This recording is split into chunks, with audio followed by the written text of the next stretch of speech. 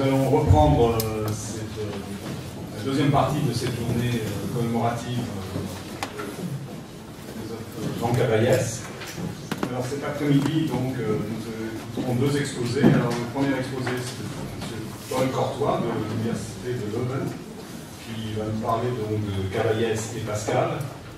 Monsieur Paul Courtois a déjà beaucoup travaillé par le passé sur Cavaillès. Il y a des choses que vous pouvez trouver sur Internet, un article sur justement qui traite d'un autre point de vue de ce dont il va parler aujourd'hui, sur la logique et la théorie de la science. Donc je lui donne la parole et je le remercie encore une fois d'être venu ici.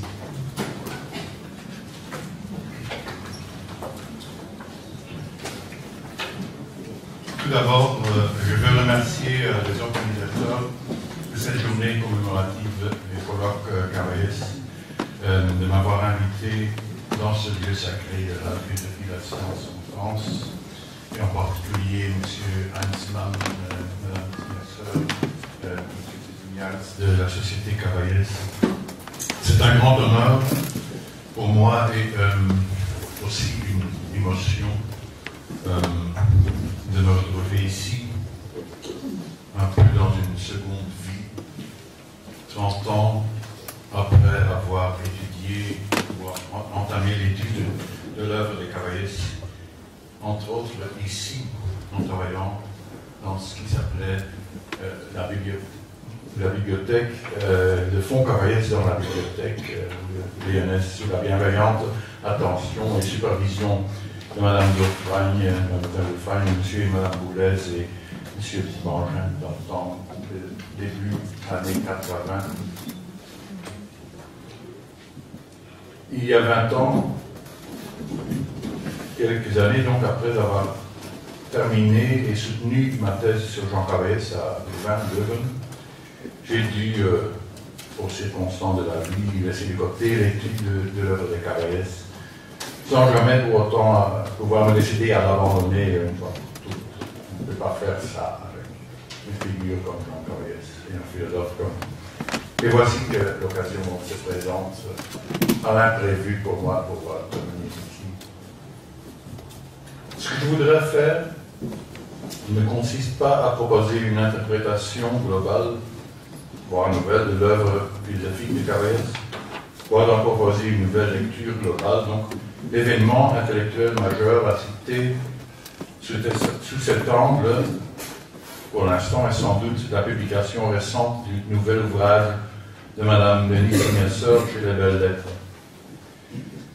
Bien que je n'ai pas encore eu l'occasion de lire le livre en entier, il est clair d'ores et déjà pour moi que cette lecture de la philosophie de Cavaillès représente une percée décisive dans la compréhension de cette œuvre, et en particulier du texte qui en constitue la contribution majeure au débat philosophique en France et ailleurs pour l'après-guerre.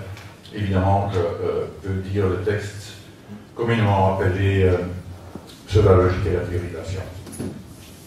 Mme Signasseur ne s'est pas limitée à la lire sur la logique et à en réorienter la lecture dans un sens un peu hegelien, ou plutôt dans le sens d'un spinozisme un peu hegelianisé,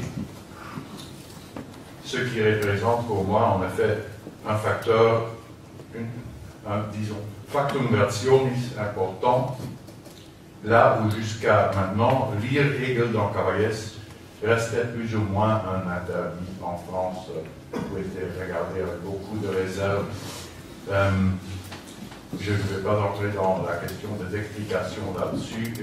Bien sûr, il faut aussi signaler il y a eu des suggestions auparavant d'un philosophe comme Pierre Raymond, les soupçons de Bruno Wissmann dans les années 80, et les arguments beaucoup plus tôt de Dominique Dubarre immédiatement après la guerre, avec son article assez élaboré, le dernier écrit de Jean Cavaillès. Et ensuite, j'en passe, il y a certainement encore d'autres que je n'ai pas pu lire jusqu'à présent. Dominique Pradel et Jean Lallière en Belgique, qui malheureusement n'a pas publié vraiment là-dessus, mais avec aussi vraiment une vue qui rapprochait le dernier Cavaillès de Hegel, cet angle.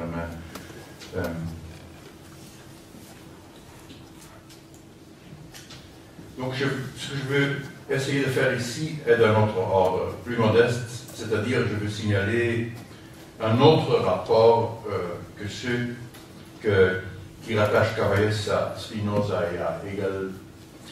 Un rapport qui, je crois, n'a pas encore été mis en lumière, le rapport à Pascal. Pour commencer, ceci peut étonner. En effet, on ne compte pas beaucoup de références ou même d'allusions à Pascal, littéralement, dans cette œuvre.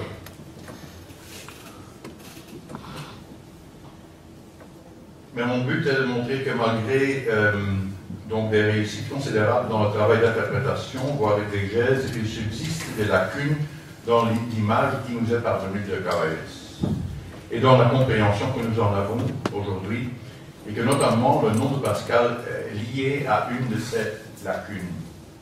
Je dirais que le nom Pascal est un symbole, disons, pour un certain type de lacune qui subsiste dans cette interprétation. Cela veut dire plutôt donc un symbole pour une lacune plus générale que la désignation d'un rapport de notre philosophe à un seul autre philosophe du nom de Pascal. Il s'agirait, si j'ai raison, d'un aspect ici mal compris d'ordre plus général.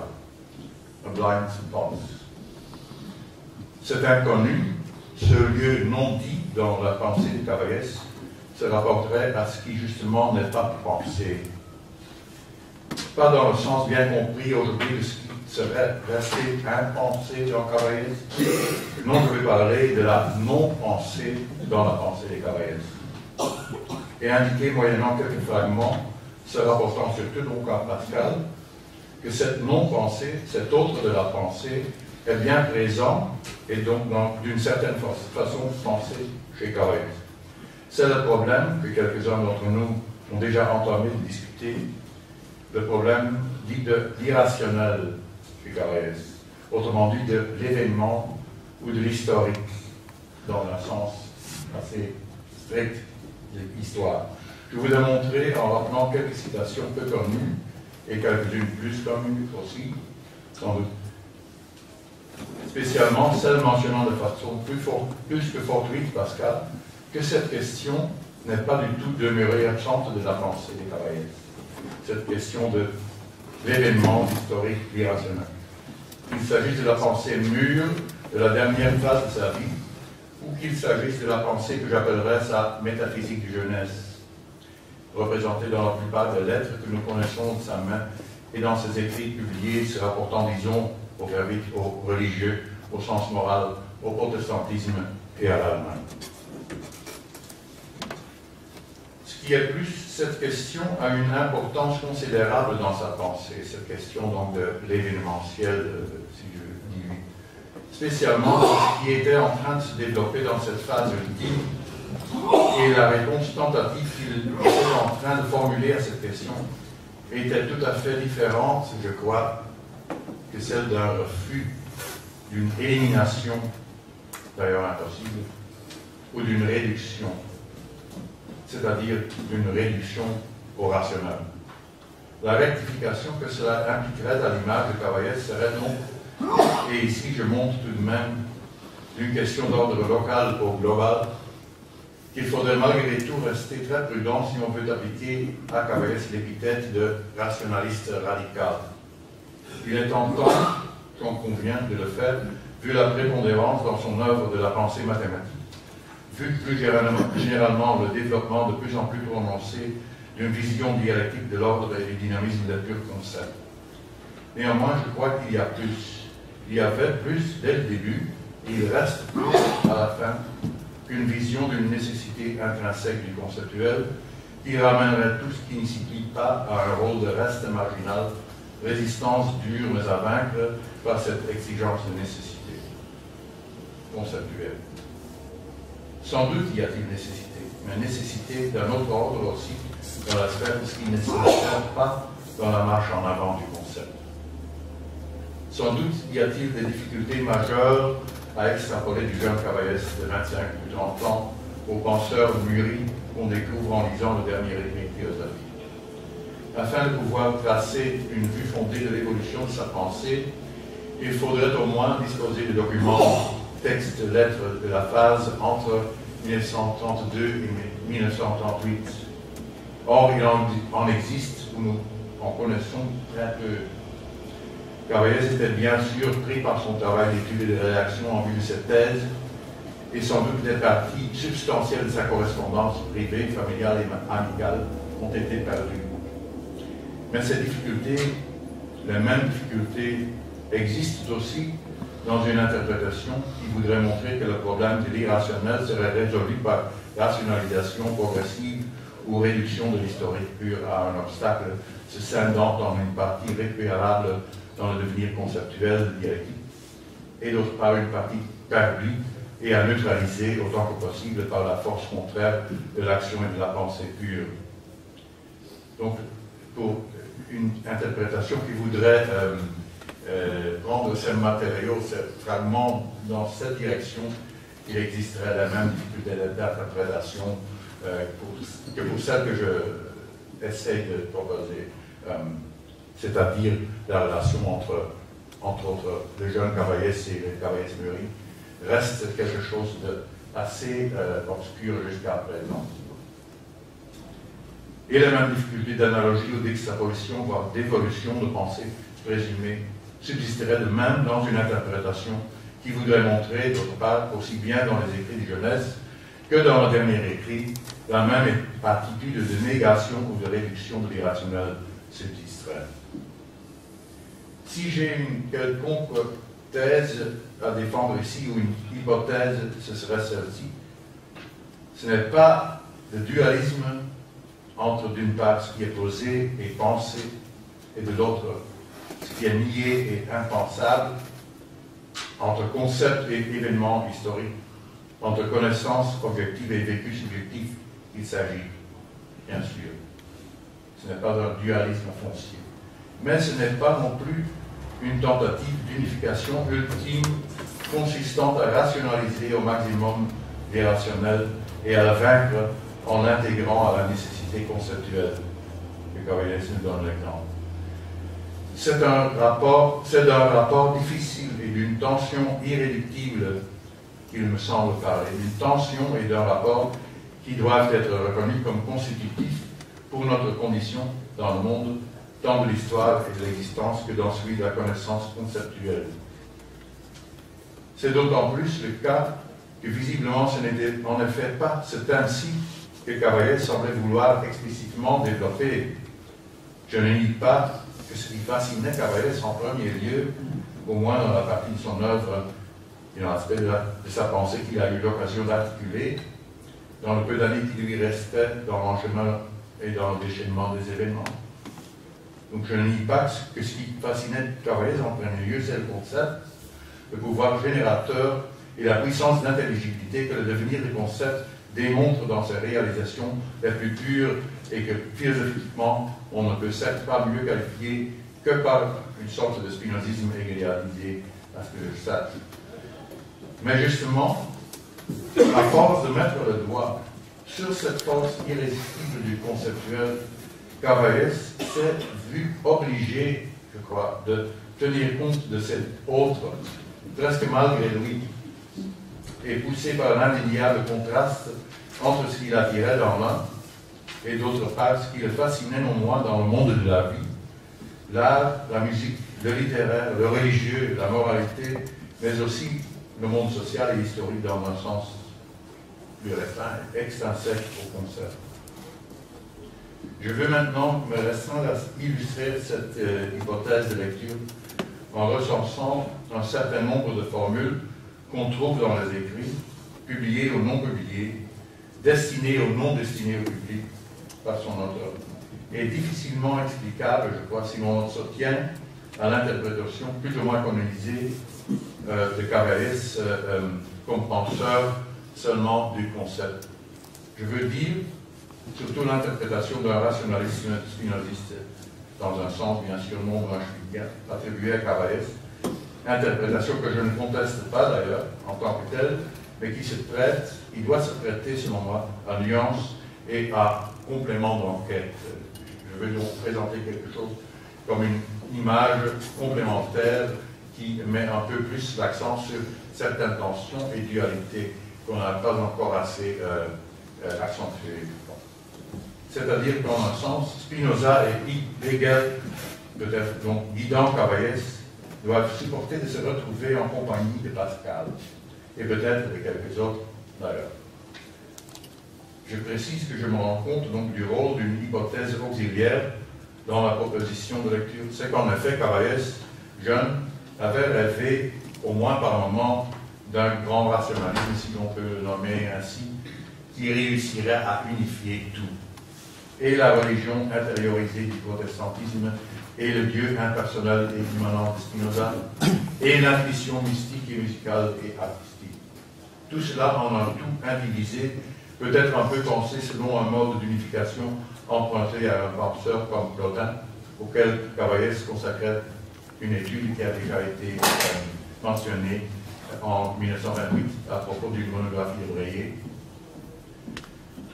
Plotin, non considéré peut-être comme précurseur de la situation devant laquelle certains penseurs métaphysico-religieux se trouvaient depuis les classiques du XVIIe siècle, le défi à réconcilier mystique et concept dans une grande raison. On en trouve en effet des classes, même assez nombreuses et fascinantes dans les lettres et autres écrits, et elles ont été relevées notamment par Mme Benicy-Nestor en publiant et en commentant les lettres de Cavaillés à Étienne Borne, qui datent donc de 1930 et 1931. Je crois personnellement que cette tentative vers une sorte d'unification radicale de tout dans l'intelligible 1 a été abandonnée plus ou moins ultérieurement par Cavaillés. Et malgré le manque de documents se reportant à la période intermédiaire entre 1932 et 1938, je vais essayer de non seulement me servir de cette hypothèse impossible à vérifier dans ce cadre restreint, mais aussi de rendre cette hypothèse quelque peu crédible. Plus particulièrement, j'ai l'impression que vers 1932, Cavaillés a, dans certaines lettres et articles, laissé entendre et sous-entendre que des auteurs philosophiques qui posent obstacle à une quelconque lecture rationaliste de la vie morale, esthétique et religieuse, tels Kierkegaard, Bergson et Pascal, voire Karl Barth et Guardini, sont à prendre tout à fait au sérieux. Cette période de transition coïncide plus ou moins avec le pèlerinage que Cavaillés entreprenait en Allemagne entre monastères catholiques et théologiens protestants, et pendant laquelle il était séduit entre autres par la liturgie, notamment bénédictine, au point de badiner dans ses lettres à sa sœur Gabrielle Ferrière, avec la pensée de se convertir en argot normalien en Tala. Voilà pour l'enjeu et le cadre. Voici donc maintenant mes textes de citation, restreints pour cette occasion à l'occurrence du nom de Pascal. Je le précise, il ne s'agit pas bien sûr ni de la part de Cavaillés, ni de ma part de l'image d'un Pascal étudié à fond et interprété de façon critique et détaillée. Image d'ailleurs susceptible à maintes controverses, mais il s'agit de l'image de Pascal qu'on peut supposer appartenir au sens commun de philosophe français de l'avant-guerre, un Pascal symbolisant un rapport problématique en même temps qu'une tension entre les deux cultures de l'art classique, celle de la raison et celle de la foi de l'intuition, celle de l'esprit de géométrie et de l'esprit de finesse. Bien sûr, Cavaillés connaissait Pascal et cette problématique à travers les nombreux travaux et l'édition des pensées de son maître Braschwitz. Ce qui complique peut-être encore les choses, vu le rapport de Cavaillés à Braschwitz, évidemment. Donc, à partir d'ici, je me limite à lire des citations en essence. Premièrement, de la lettre publiée par Mme Sinestor, donc le 25 août 1930 à Étienne Borne. Mes seuls éclaircis pendant l'heure du milieu de la journée étaient Guardini. J'ai lu en plus une étude sur Kierkegaard. Celui-ci a l'air intéressant, au moins dans les quelques extraits que j'en connais.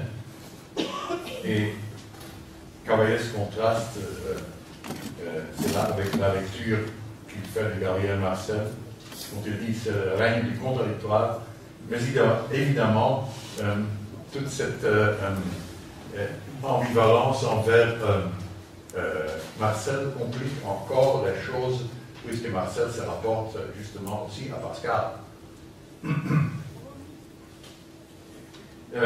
L'opposition de Cavaillés à Marcel a à faire d'un point de vue contenu avec le fait que, comme il dit dans cette lettre, Marcel semble récuser la science et l'opposer à l'esprit véritable. Et cette opposition, ces sentiments tout à fait ambivalents, le moins qu'on puisse dire envers Marcel, a aussi à voir avec la forme,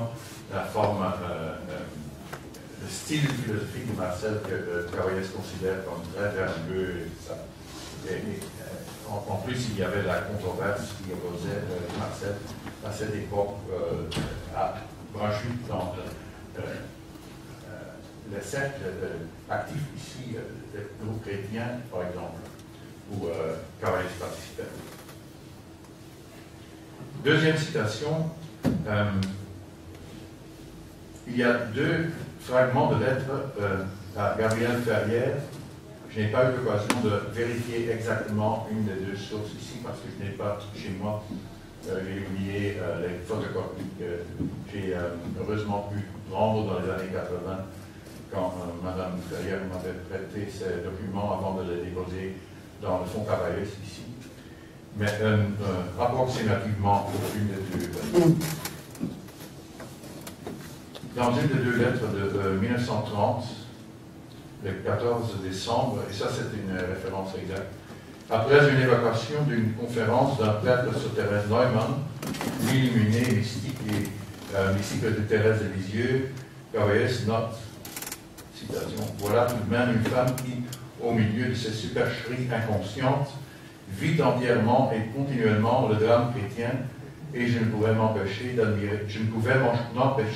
d'admirer et de comparer avec mes faciles ratiocinations protestantes. L'auto-ironie est une constante dans les lettres de Cavaillés aussi. Plus loin, dans la même lettre, la théologie dialectique est une vraie résurrection de l'esprit et, prétend-elle, du vrai Luther. Il y a quelques mots illisibles là, violence et folie, les gentils, je laisse. Donc, il paraît que l'essentiel est dans Kierkegaard. Si tu as envie de le connaître, on a traduit de lui, il est à ta sœur, le journal d'un séducteur, et c'est une œuvre de jeunesse, et peut-être pas théologique, c'est le moins qu'on puisse dire. Mais c'est un esprit très curieux, profil de Pascal, dit-on, et dont je crois l'influence dépassera l'Allemagne, où elle est étendue déjà. Et l'autre fragment de lettre à Gabriel Ferrière devrait dater, mais je n'ai donc pas pu vérifier, le 31 octobre 30, et je cite ici Mme Ménissina-Sœur qui mentionne cela dans l'édition de la correspondance à Étienne Borne, dans les notes. Cavaillés s'aperçoit qu'il avait sous-estimé la portée philosophique de la nouvelle théologie dialectique de Karl Barth, et il reconnaît la proximité de cette dernière avec la philosophie de Kierkegaard. De fait, Kierkegaard, maître invoqué à peu près dans tous les camps, constitue la grande source en ce débat du XXe siècle pour la pensée de langue allemande. Et il y a encore une phrase remarquable dans ce contexte, l'avenir déclaré, l'aversion déclarée pour Hegel est à la mesure de l'empreinte réelle de sa pensée dialectique. Troisième citation, lettre à Branchuit, publiée dans le livre de Madame Agnan, je crois, Agnan, pardon, dans les appendices, lettre à son maître Branchuit de 7 janvier 31, Kierkegaard y est nommé le maître invoqué à peu près dans tous les camps, je crois que c'est dans cette note que vous l'avez évoquée. Et en plus, sa notion d'histoire vécue, échappant peut-être même au récit, est intéressante. Je cite maintenant, il lui a manqué d'avoir été mathématicien. Enfin, ça c'est pas une citation littérale. C'est ma paraphrase. Il lui a manqué, même si ma soeur vient de nous le rappeler, à Kierkegaard d'avoir été mathématicien, ce qui distingue tout de même de Pascal.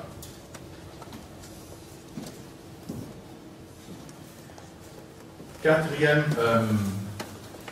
citation ou fragment, l'article de 1928, donc on revient encore plus loin dans le temps, éducation morale et laïcité.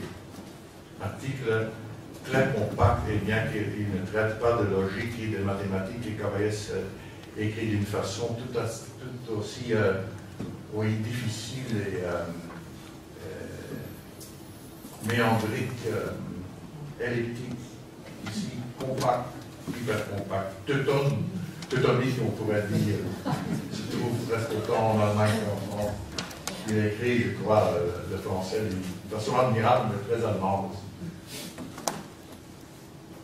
Devant une tendance un peu forte, il dit, donc je cite, le principe de non-contradiction ne peut rien, et les plus éclatantes évidences sont ternies. La géométrie n'a jamais sauvé personne. Quant à la moralité, il essaye de la caractériser dans cet article consacré en fait à une question politique plutôt du rôle de l'enseignement de la morale dans l'enseignement public, mais il essaye donc d'aller vraiment dans considère comme l'essence de la moralité, et il en distingue trois caractéristiques essentielles. Donc, la première, la moralité est inspiration organisatrice, directrice par rapport au phénomène. Je paraphrase maintenant, parce que je dois abréger et synthétiser. C'est-à-dire, elle se situe au-dessus du plan phénoménal des motifs, des tendances, des actions psychologiques. Et Cavaillès fait la comparaison avec l'inspiration unificatrice d'une œuvre d'art. Il se rapporte à Beethoven la 9e pour clarifier ce qu'il veut dire. L'intuition centrale de la vie domine là dans cette œuvre et subordonne les motifs et thèmes des parties séparées comme l'effort et la joie volontaire. Deuxième caractéristique, la moralité est communion, contact entre l'absolu, d'où elle émane, et le contingent qu'elle conditionne. Ce qui amène donc Cavaillès à une critique de la métaphysique de la morale de Kant, où sont contaminées, dit-il, raison rationnelle et nécessité, comme aussi sont contaminées l'absolu pratique avec l'absolu théorique. Et Cavaillès note que Kant subordonne la pratique aux théories. Troisième caractéristique de la moralité, elle est une pratique et donc pas connaissable par concept, il dit, susceptible seulement d'être vécue. Et Cavaillès relie cela au thème de la recherche spirituelle et du salut. Et là, il dit, cette communion, je paraphrase pour l'instant, cette communion avec l'absolu, seulement vécue dans une pratique, n'est pas réservée au seul mystique, et maintenant je cite, une citation qui est ici, celui qui cherche trouve, Prométhée le Christ. C'est une citation de l'Évangile selon Luc, chapitre 11. Et une autre citation qu'il cite à son tour. Vous ne me chercheriez pas si vous ne m'aviez déjà trouvé.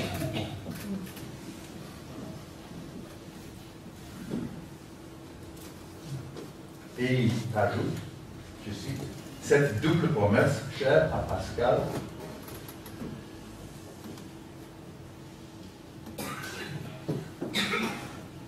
en cette double promesse, chère à Pascal, et non dans un impératif quelconque, réside toute la force contraignante de la loi morale, comme aussi le couronnement qui la justifie.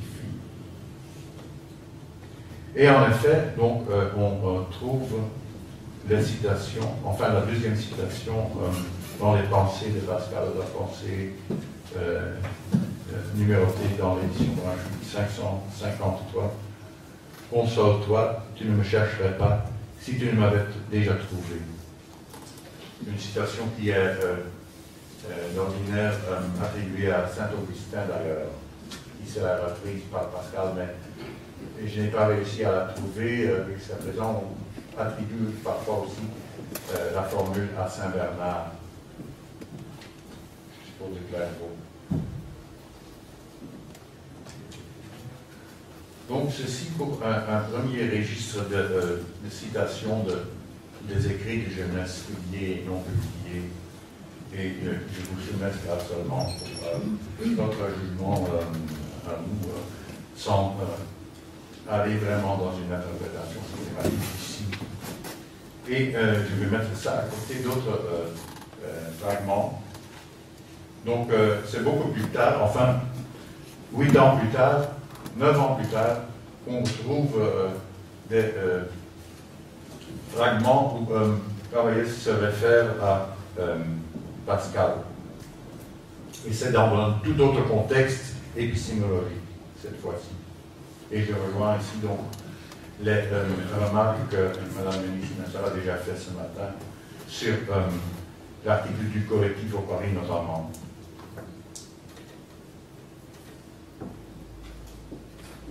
Il s'agit donc de Pascal et de l'épistémologie des probabilités et les notions centrales qui reviennent dans ces textes sont événements, expériences, physique, historique, singularité.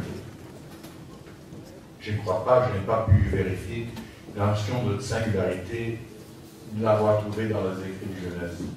Je ne sais pas, je n'ose pas vraiment le prononcer, mais il me paraît qu'ici cette notion joue un rôle prépondérant qu'il n'avait pas précédemment. Et ici, je me reporte donc non seulement à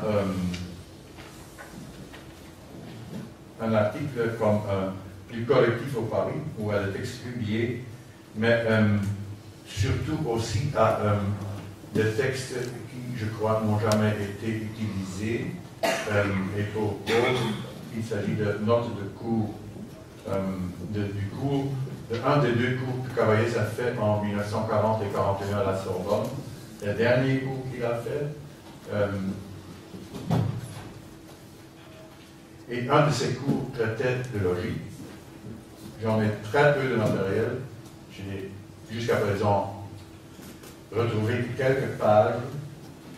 L'autre cours dont on a trouvé des notes,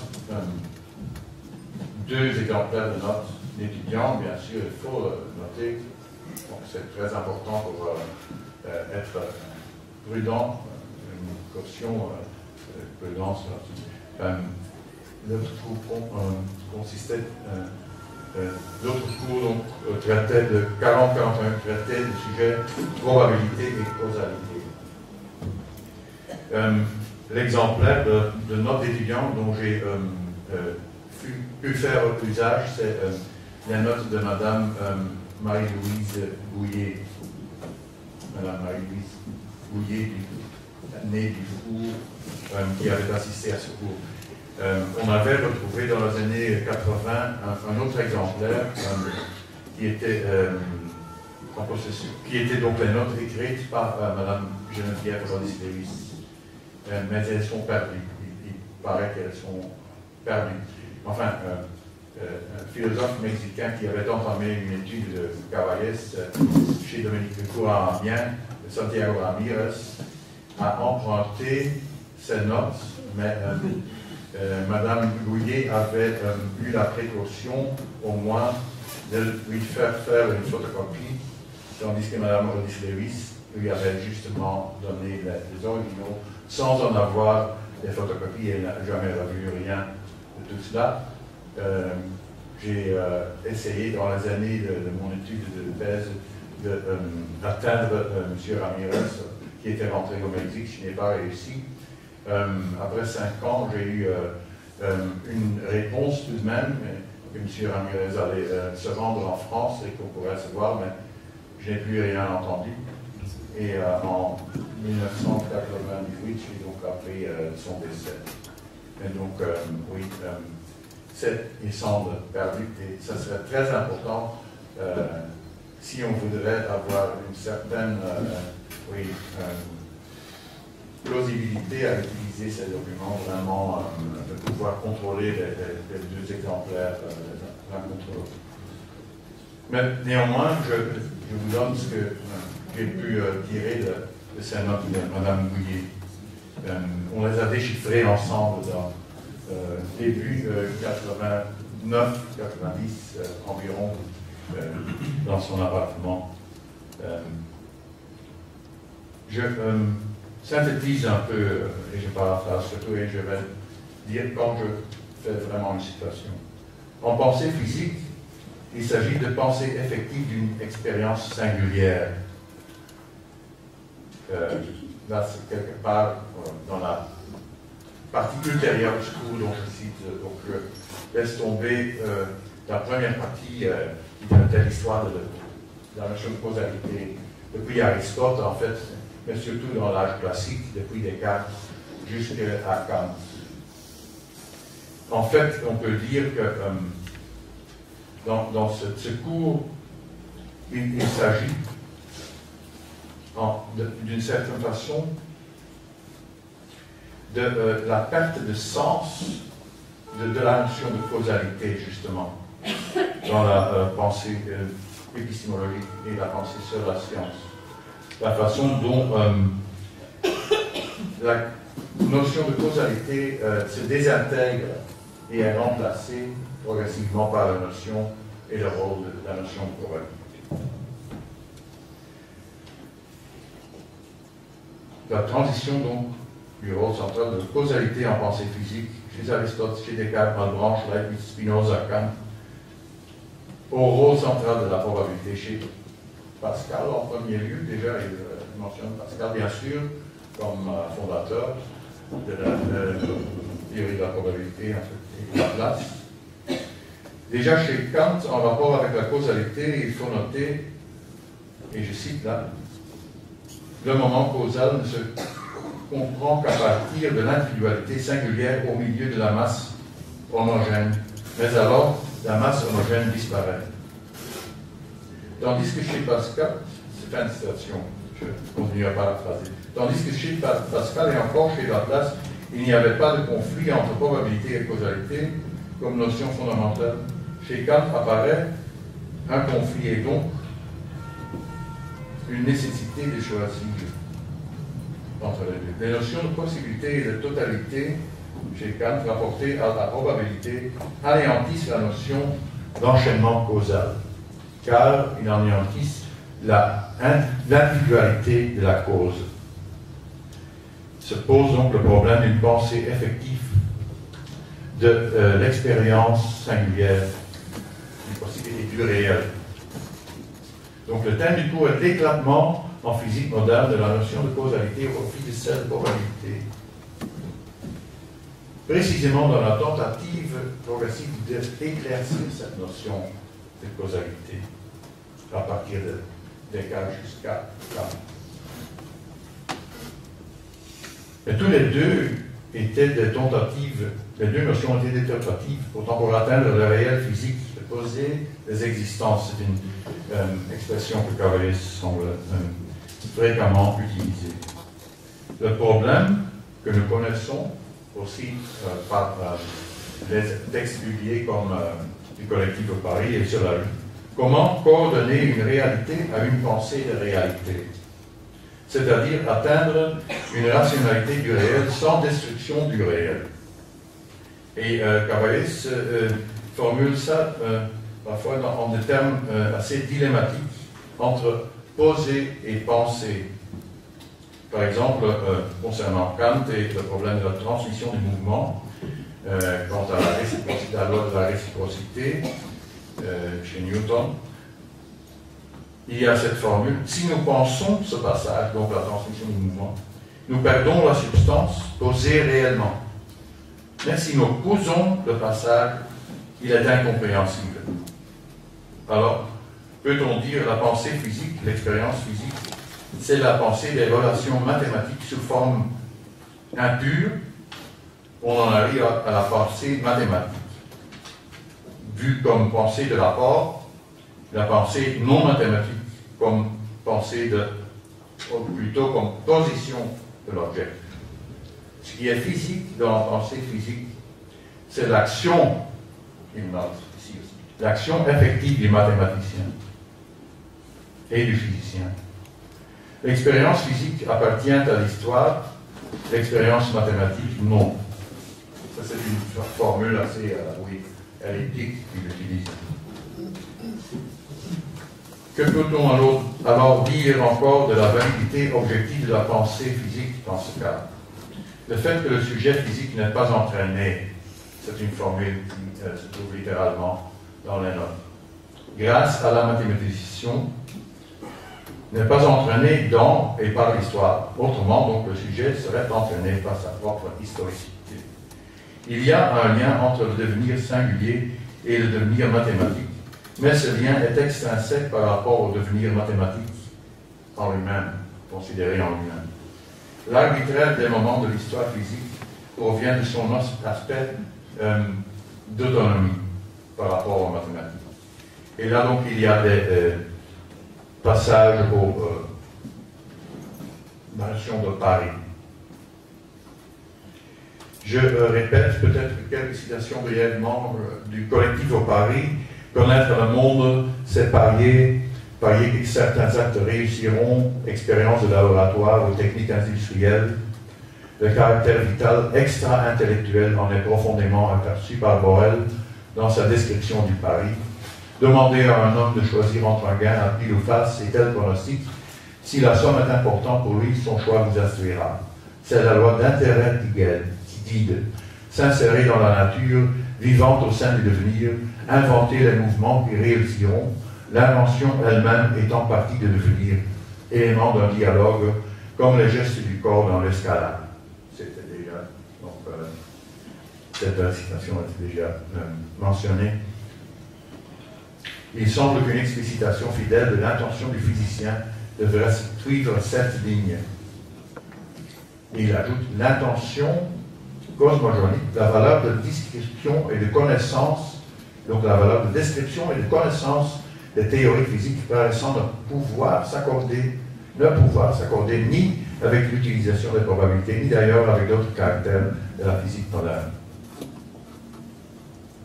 Un peu plus loin, on a donc la phrase connue. L'expérience physique est un événement dans l'histoire, son pronostic un pari, son succès la possibilité de nouveaux actes. Un peu auparavant, si toute loi physique n'est qu'un pari d'action, le scandale de la probabilité cesse.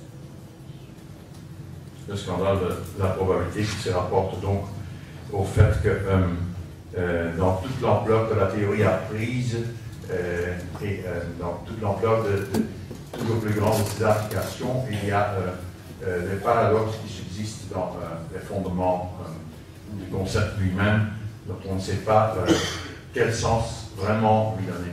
Enfin, c'est une question ouverte à travailler, à laquelle il donne une réponse,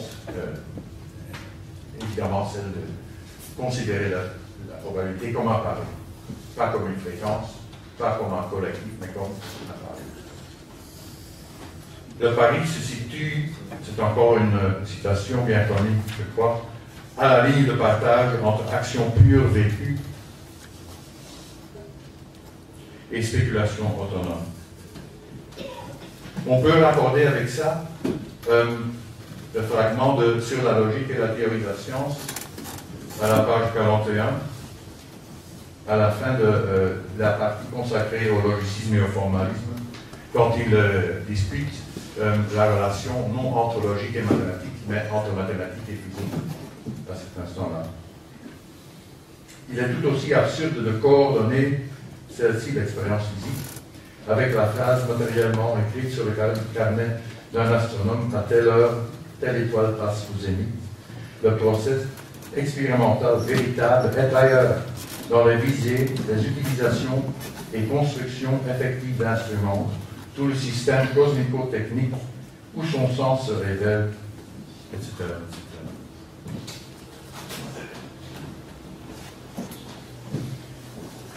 Retournons encore brièvement aux notes de cours de Mme Bouillet sur causalité et probabilité.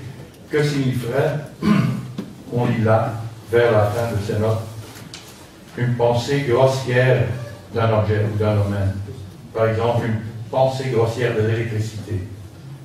Que serait un mouvement de pensée dans ce sens-là? Une pensée, un système physique, c'est une pensée non physique, puisque la pensée mathématique, des relations qui caractérisent l'objet, en fait, ce qui est pensé. Mais c'est aussi ce qui est physique, c'est l'action effective du mathématicien et du physicien. Donc l'expérience physique appartient à l'histoire.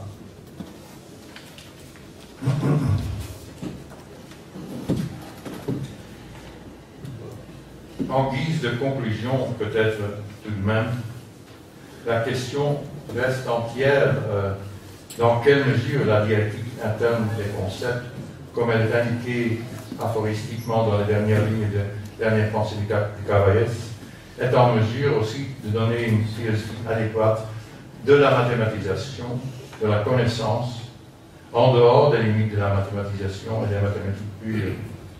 Dès le moment où on dépasse, où on transgresse les limites de l'organisme expansif des concepts mathématiques même, il y a toujours aussi référence, partant du concept objet, vers cet autre, ce qui est autre, l'objet, en dehors du concept, depuis la pensée physique jusqu'à la pensée des organismes vivants et de la société. Il y a la difficulté que Cavaillès articule de plus en plus lui-même dans ses écrits et ses cours. Il y a apparition, c'est une citation, de la notion d'existence, c'est-à-dire de singularité. Fin de citation. Cet autre, donc, ce qui est visé, et je cite, n'est pas ici homogène avec la pensée qui le vise, ou qui en est visée. Fin de citation. Il y a un saut, donc, vers un autre ordre, vers le temps contingent de l'événement. Et ce cours se termine comme ceci. Citation. Comme dans le Paris de Pascal, il y a une existence radicale. Ce qui est en jeu est une existence radicale. Tout effort pour le saisir est un pari. Fin de citation.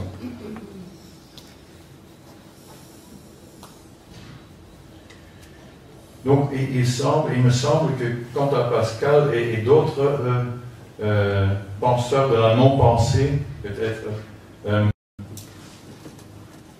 penseurs de ce qui transgresse le concept, il y a une sorte de transposition qui s'est produite entre les écrits de Genèse et les écrits plus tardifs épistémologiques. L'absolu de la métaphysique du Genèse du jeune Cavaillès était double en un sens unité ou dualité, ou les deux, avec l'intelligible conceptuel et le divin, de l'intuition de l'amour, l'art et l'esprit, qui devrait être synthétisé dans cette vision de Genèse, dans une sorte d'universalité, d'unité à la limite de la pensée peut-être. L'absolu, si on peut dire épistémologique, qu'on trouve dans les écrits mûrs de Cavaillès,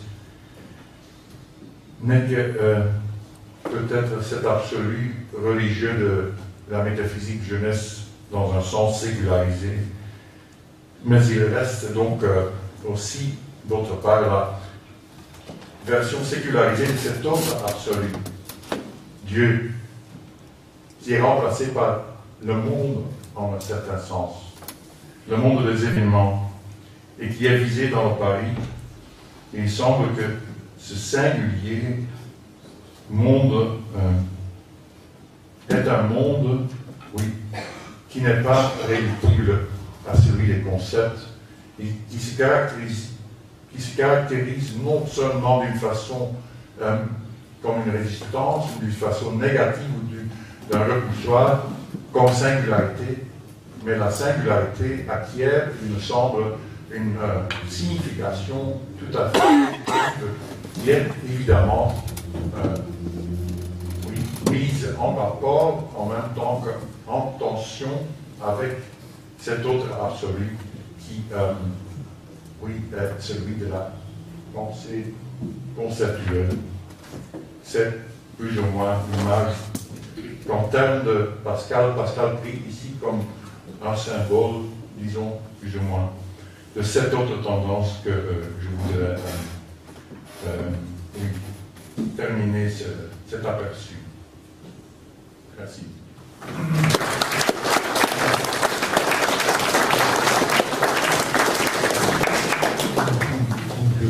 Merci à Paul Courtois d'avoir mis l'accent sur des aspects moins connus, très peu connus de la pensée de Cavaillès, d'avoir mis en évidence des textes qu'on connaît beaucoup moins bien. Alors on a juste le temps d'une question ou deux, mais pas plus, parce qu'on a pris du retard. Donc voilà, y a-t-il une question ou deux? C'est tout vite remarque. Informatique, une question, par exemple.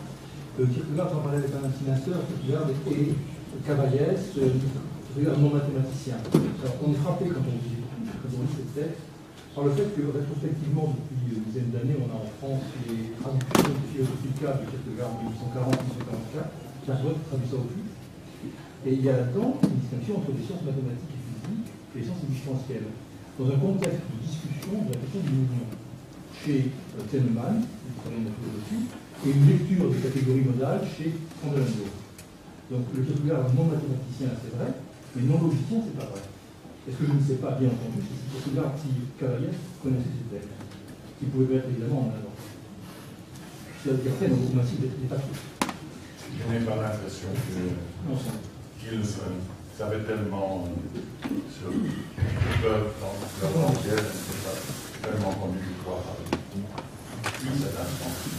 Une question maximum. Ah, oui. Est-ce qu'il fait référence au collaborateur?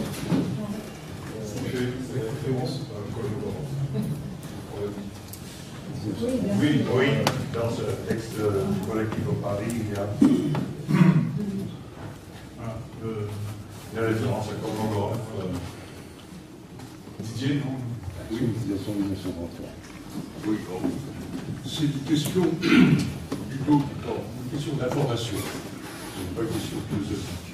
Vous avez évoqué la problématisation déjà classique de la notion de causalité, la promotion relative de la notion de probabilité, et à partir des notes de cours, c'est à ça que je fais référence.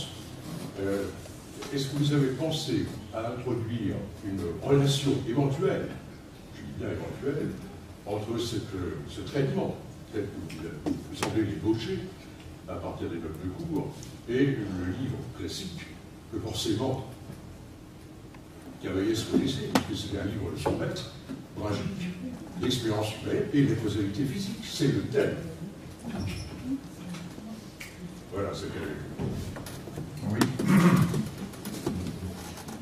J'ai évoqué cette œuvre de Brunswick dans ma thèse il y a longtemps. Je n'ai pas repris l'étude de cela maintenant. Mais en effet, je crois bien qu'on doit... On peut supposer que Cavaillès puisse penser. Oui. Ce livre était écrit au moment où Cavaillès entamait son étude en 22, publié en 22, donc il a certainement connu cela. Bien, merci.